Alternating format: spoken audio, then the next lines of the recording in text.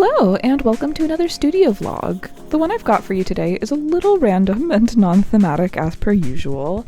I do some colored pencil drawings, I paint some little tiny vases, I dye some yarn, and weave a sort of scarf. You'll see what I mean. Anyways, despite being a kind of all over the place vlog, I do think that it is a very fun one, and I hope that you enjoy. I think that it's got some very excellent cozy vibes, which is very appropriate for early fall. What you're watching me do right now is sharpen every single one of my colored pencils so that I can break into this brand new fancy sketchbook that I got with some good old colored pencil drawings.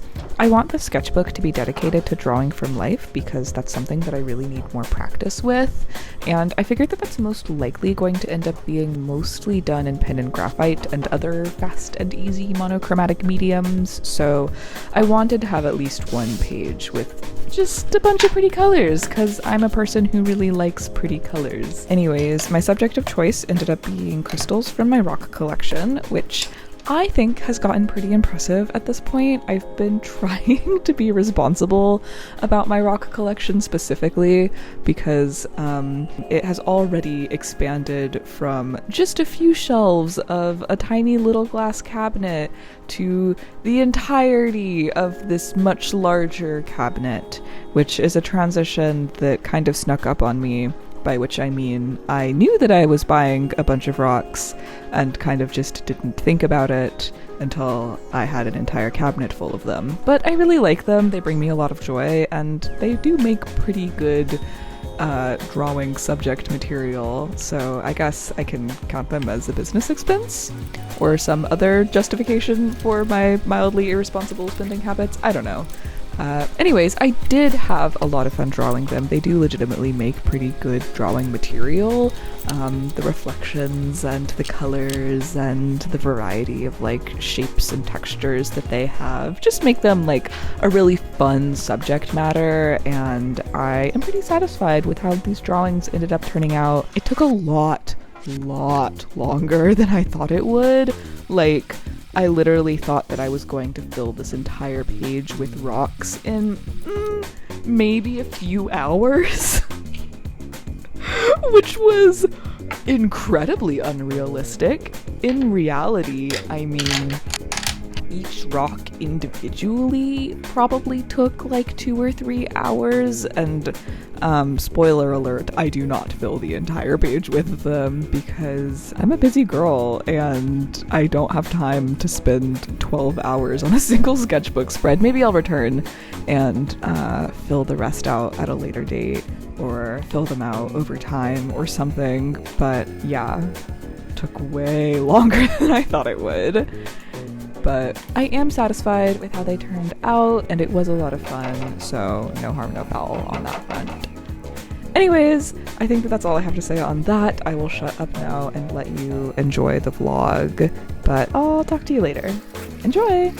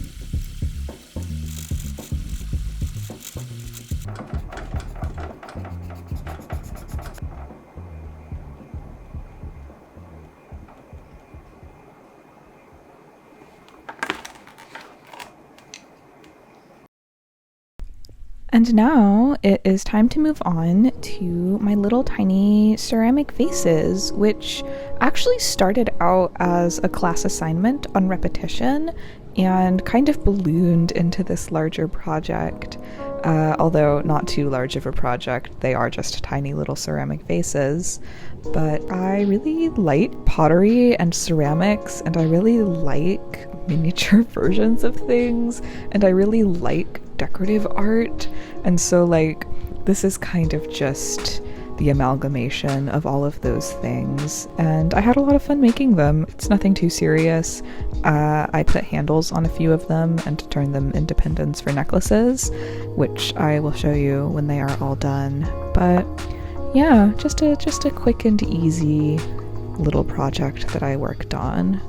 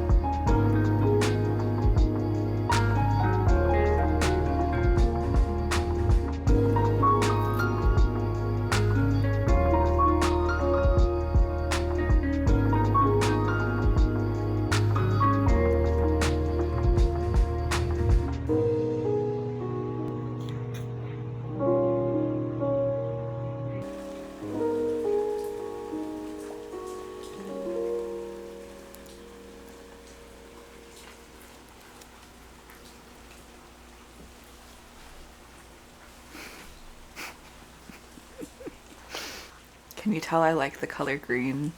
This specific shade of green. I'm also wearing a green skirt. This is unreasonable. And now we find ourselves back in the dye kitchen. If you've watched any of my other studio vlogs, or especially my most recent studio vlog, at the time of recording this at least, you will know that I am really into natural dyes and natural inks and foraging for natural pigments. That's a running theme throughout my work and something that really matters to me. And that's what I'm doing here. I am making a bunch of dye baths for this scarf project, which was also a class assignment that I took a little too far. I really stressed myself out trying to make this. I pulled several all-nighters, which is not something that I normally do, and I didn't even really finish it in quite the way that I wanted to. I won't spoil the results. But I was intending to do something a little bit more intricate than what I actually ended up with. Despite that, I am really happy with the final product. I think that it turned out very cute, if a little bit less impressive than what I was hoping for. But if I'm going to be honest with myself, what I was hoping for was kind of unreasonable in the first place. What I wanted to do was create a weaving, obviously a scarf, that depicted a series of invasive plants and animals that are local to this area, and specifically explore the ideas of what makes something invasive, what makes something a pest or harmful, whether or not we're looking at it from the perspective of humans versus the ecosystem. These are things that I think about a lot and were really relevant to the work that we were doing in class. And so that's what I wanted to do with this scarf. But unfortunately, I just didn't give myself enough time to actually do that. So it's not quite filled out as I wanted it to be, but it's still got some pretty cute stuff on it in the end. And I mean, it's hard to have a bad time with a subject matter and a material that I enjoy so much and is so relevant to my work. So I do also end up weaving my sibling's cat into the scarf and giving it to my sibling, and they really like it. So all's well that ends well, I suppose.